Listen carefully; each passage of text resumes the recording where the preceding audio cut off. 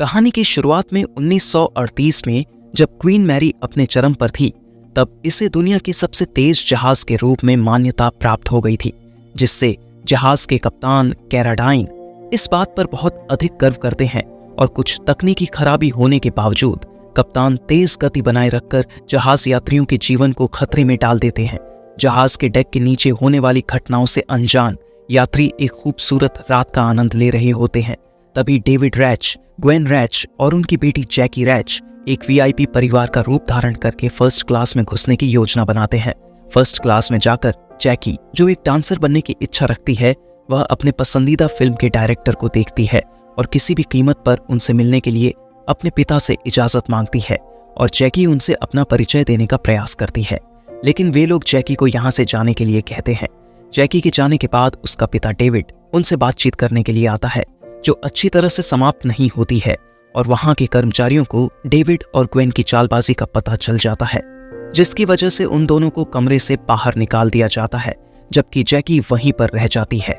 जैसे ही जहाज के इंजन वाले रूम में वहां की स्थिति बिगड़ती है, जिससे भाप के पाइप फट जाते हैं और यहाँ पर डेविड पर कुछ हावी हो जाता है, जो अचानक हत्या करने की प्रवृत्ति प्रदर्शित करना शुरू कर देता है। ग्वेन को उनके कमरे B747 में मौत के घाट उतारने के बाद डेविड और भी खूनी रास्ता अपनाता है और उसके पीछे डेविड कई लोगों को मारता है। वह रात क्वीन मैरी के इतिहास में दर्ज हो गई। इस घटना के बारे में लोगों के बीच कई भूतिया कहानियां फैल गईं, लेकिन उसकी असल सच्चाई एक रहस्य बनी हुई है। वर्तमान में क्वीन मैरी के एक जगह पर स्थापित होने के कारण काल्डर्स परिवार ने RMS क्वीन मैरी को अखबारों और किताबों पर वापस लाने तथा इसकी घटती प्रतिष्ठा को बचाने का फैसला किया। उनके मन में जहाज पर मौजूद एक बच्चे के नजरिए से एक किताब लिखने और जहाज के तकनीकी और ऐतिहासिक पहलुओं का पता लगाने का विचार आया। इसके साथ ही वे क्वीन मैरी की कुछ भूतिया कहानियों में भी उतरना चाहते हैं, जो रहस्यमय जहाज को घेरती हैं और वहां की घटनाएं आभासी वास्तविकता पर्यटन के माध्यम से जनता में रुचि पैदा करती हैं। अब एनी और उसका बेटा लुकास अपने अलग हो चुके पति पैट्रिक से जहाज पर मिलते हैं, जहां पर उनकी मुलाकात जहाज के कप्तान बिटनर से होती है। यहां पर एनी बिटनर को अपनी बात बताती है, जबकि पैट्रिक और लुकास जहाज के डरावने घर की यात्रा पर निकल जाते हैं। तभी भयानक शोर सुनने के बाद लुकास अपने पिता से अलग हो जाता है और वह खुद को एक पुल वाले एरिया में पाता है, जहां उसकी नजर एक छोटी लड़की पर पड़ती है। फिर जल्द ही डेविड का पागल भूत लुकास के ऊपर हमला करता है, जिससे जैकी उसे अपने पिता से बचाने के लिए पूल में खींच लेती है। बाद में आइनी और पैट्रिक अपने बेटे को पानी से भीगा हुआ पाते हैं, लेकिन वे लोग ऐसे दिखावा करते हैं जैसे उसे हुआ ही ना हो। और फिर अगली रात एनी ने अपने बेटे को खिड़की के बाहर लटका हुआ पाया, जो क्वीन मैरी जहाज के प्रति अपनी नफरत और उस पर लौटने की बात को कहता है। हालांकि एनी अपने बेटे को वापस अंदर खींचने की कोशिश करती है, लेकिन लुकास घर की दूसरी मंजिल से नीचे गिर जाता है और बाहर की तरफ हाथ निकालने की वजह से उसकी मां के हाथ पर खिड़की गिर जाती है। अगले दिन जब एनी को कैप्टन बिटनर की तरफ से एक मैसेज मिलता है कि उसे अपनी पुस्तक के लिए जहाज तक आने और उसकी सैर करने के लिए किसी प्रकार के खर्च की जरूरत नहीं है, तो आनी और पैट्रिक तुरंत जहाज पर आ जाते हैं। पिछली रात की घटना के बाद एनी को लगता है कि जैकी की आत्मा ने क्वीन मैरी की पिछली यात्रा पर लुकास के शरीर के अंदर वास कर लिया था, जिससे उसका बच्चा भूतिया जहाज के अंदर खो गया था। RMS क्वीन मैरी जहाज के पीछे एक बड़ा इतिहास है, फिर भी उस इतिहास का अधिकांश भाग गलतियों और दुर्भाग्य की झूठी कहानियों से जुड़ा हुआ है। जहाज की स्थापना के समय जब जहाज निर्माणाधीन था, तब वॉल स्ट्रीट में भारी गिरावट आई, जिससे क्वीन मैरी के लिए धन की कमी हो गई। इस प्रकार आधा अधूरा जहाज 3 वर्षों तक वहीं पड़ा रहा, जब तक कि ब्रिटिश सरकार ने इसके निर्माण के लिए धन देने का निर्णय नहीं ले लिया। हालांकि जहाज की जटिलतम शुरुआत के कारण क्वीन मैरी की अंतिम सफलता की बहुत जरूरत थी। इस प्रकार जहाज के कार्यकर्ताओं ने उसको पूर्ण रूप से सफल करने के लिए अपना सब कुछ दांव पर लगा दिया। वास्तव में जहाज के प्रति उनका लगाव उन्हें कुछ ज्यादा ही दूर ले गई। वर्षों से एक पुराने बिल्डर की कहानी चली आ रही है कि कैसे यदि किसी व्यक्ति को दीवारों के भीतर दफना दें तो वे किसी भी चीज के निर्माण की संरचनात्मक अखंडता प्राप्त कर सकते हैं।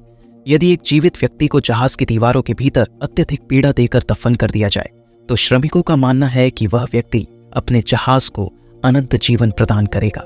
और इंजीनियरिंग परंपरा भी आगे कहती है कि यदि किसी व्यक्ति के असहनीय दर्द को जहाज के साथ इस तरह से जोड़ दिया जाए, तो वे दोनों कभी भी एक दूसरे से अलग नहीं हो सकते। इसलिए क्वीन मैरी के निर्माण के दौरान श्रमिकों ने एडवर्ड क्लार्की क्लार्क को अपने जहाज में दफनाने के रूप में चुनते हुए इस परंपरा को पूर्ण रूप से सफल बनाने का फैसला किया। वह व्यक्ति एक कैदी था जो जानलेवा अपराध की सजाओं से घिरा हुआ था। इस प्रकार शायद श्रमिकों ने अपने विवेक से उस आदमी को जहाज में दफनाने के लिए पकड़ लिया और फिर उन्होंने उस कैदी को जहाज की दीवारों में जिंदा दफन करके एक दुखद पीड़ा के साथ उसका अंत कर दिया था। यह परंपरा सफल होकर क्वीन मैरी के पक्ष में काम करती है, क्योंकि जहाज विश्व युद्ध जैसी कई असंभव परिस्थितियों से गुजरने के बाद भी कामयाब होता है। लेकिन एक समय 1938 में जहाज के इंजन कक्ष में दुर्घटना के बाद जहाज से क्लार्क के कनेक्शन में कुछ टूट गया, जिससे उसका भूत जहाज से अलग हो जाता है और वह अपने पास खड़े व्यक्ति डेविड रैच से चिपक जाता है, जिस कारण क्लार्क डेविड के शरीर और दिमाग को अपने नियंत्रण में करते हुए एक खूनी हिंसा पर उतर आता है, जिसने डेविड की पत्नी ग्वेन रैच और उनकी बच्ची जैकी रैच सहित अगल बगल के लोगों को भी मार डाला है।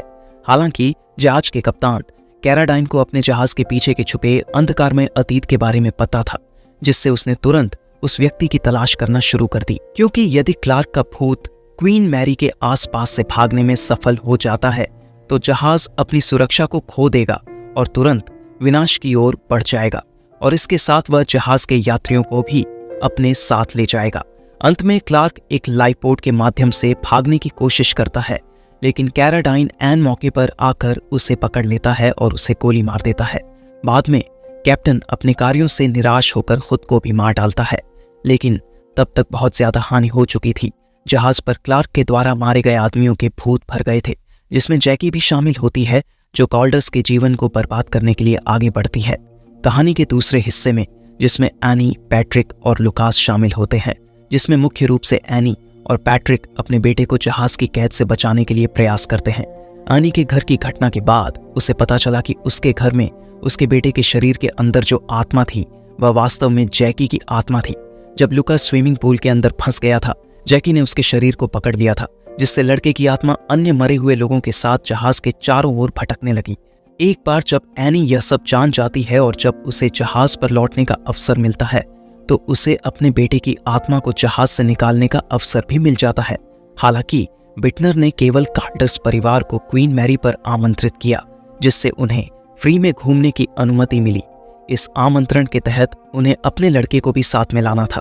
बिटनर, जो जहाज के रहस्यों से भी वाकिफ है, जो जैकी की आत्मा को जहाज में दोबारा से प्राप्त करना चाहता है ताकि यह ठीक हो सके कि वह जहाज के रहस्यों को बाहरी दुनिया में न फैलाए। लेकिन एनी और पैट्रिक लुकास को अपने साथ नहीं लाते हैं, इसलिए बिटनर अपने कार्य में सफल नहीं हो पाता, जिससे बिटनर कॉल्डर्स से छुटकारा पाने की कोशिश करता है और उन्हें आखिरी रात के लिए जहाज पर चढ़ा देता है। क्वीन मैरी पर केवल कुछ घंटों बिताने के बावजूद पैट्रिक और एनी को अपने बेटे की आत्मा की खोज में कई भयानक मुश्किलों का सामना करना पड़ता है।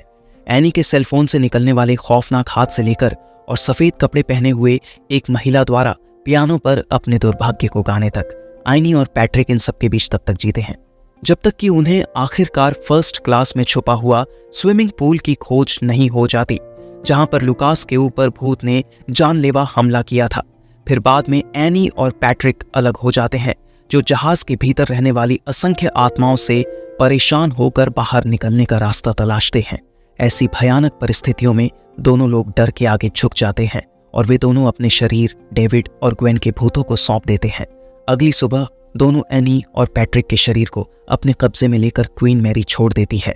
असल में डेविड और ग्वेन ने 1938 में वर्षों पहले जो गलतियां की, लेकिन अब वे अपनी बेटी के पास लौट सकते हैं, जो वर्तमान में लुकास के शरीर के अंदर रह रही है। 2 दिन और 1 रात के अंतराल में रैट्स अपनी किस्मत पलटने और कॉल्डर्स परिवार के साथ जीवन बदलने का प्रयास करते हैं, जो अब भूतिया जहाज के अंदर फंसे हुए हैं।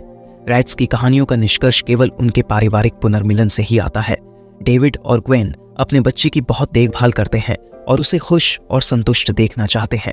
30 साल की उम्र में जैकी के माता पिता उसको एक खुशहाल और आरामदायक जीवन देने की पूरी कोशिश करते हैं, यहाँ तक कि इसके लिए अपनी गरिमा को भी दांव पर लगा देते हैं। वास्तव में डेविड, जिसने हमेशा अपनी बेटी को अवसरों को पकड़ना सिखाया था, लेकिन उसने कभी भी उसके लिए भीख नहीं मांगी, उस व्यक्ति को संबोधित करते समय विनतीपूर्ण स्वर अपनाता है, जो जैकी के सपनों को बनाने या तोड़ने की शक्ति रखता है। इसी तरह ग्वेन ने मरते दम तक अपनी बेटी की रक्षा करने और उसे सुरक्षित रखने की कोशिश की है। ऐसे में जब जैकी का अपने पिता के हाथों हत्या होती है तो यह परिवार के लिए एक क्रूर भाग्य लगता है। फिर भी रेड्स को शांति का जीवन बिताने का दूसरा मौका तब मिलता है जब वे भूत प्रेत की जीवन शैली से बाहर निकलकर जीवित दुनिया में प्रवेश करते हैं। फिर भी एक खतरनाक पत्थर उनके रास्ते में पड़ा हुआ है। डेविड और ग्वेन द्वारा पैट्रिक और एनी पर कब्जा करने से एक रात पहले, जब एनी को लुकास के हाथों जैकी की दुर्घटना के बारे में पता चला था, जबकि एनी ने पुलिस को अपने बेटे के गिरने की रिपोर्ट उसकी दिमागी हालत खराब होने के रूप में दी थी, लेकिन उसके पड़ोसियों ने एक अलग ही कहानी बताई। एनी के पड़ोसी के अनुसार उन्होंने देखा कि एनी अपने बच्चे को पहली मंजिल की खिड़की के बाहर लटका रही थी और उसे गिरने से भी बचा रही थी। वास्तव में जब एनी को पता चलता है कि जैकी ने उसके प्रिय बेटे लुकास को बेकार जीवन जीने की सजा दी है, तो वह अपने गुस्से और दुख को नियंत्रित करने में असमर्थ हो जाती है और वह उस लड़की के जीवन को समाप्त करने का फैसला करती है। इसी कारण से वे दोनों क्वीन मैरी की अपनी दूसरी यात्रा पर जैकी अर्थात लुकास को अपने साथ नहीं लाए थे। अंत में जैसे ही डेविड और ग्वेन बिटनर को उसके जहाज के काले रहस्यों को उजागर करने की योजना के साथ जहाज से बाहर निकलते हैं, तभी पुलिस घटनास्थल पर पहुंचती है और वह उन दोनों को अपने बच्चे की मौत के लिए हिरासत में ले लेती है और आखिरकार रेड्स का भाग्य बर्बाद हो जाता है और क्वीन मैरी हमेशा के लिए फलती फूलती रहती है।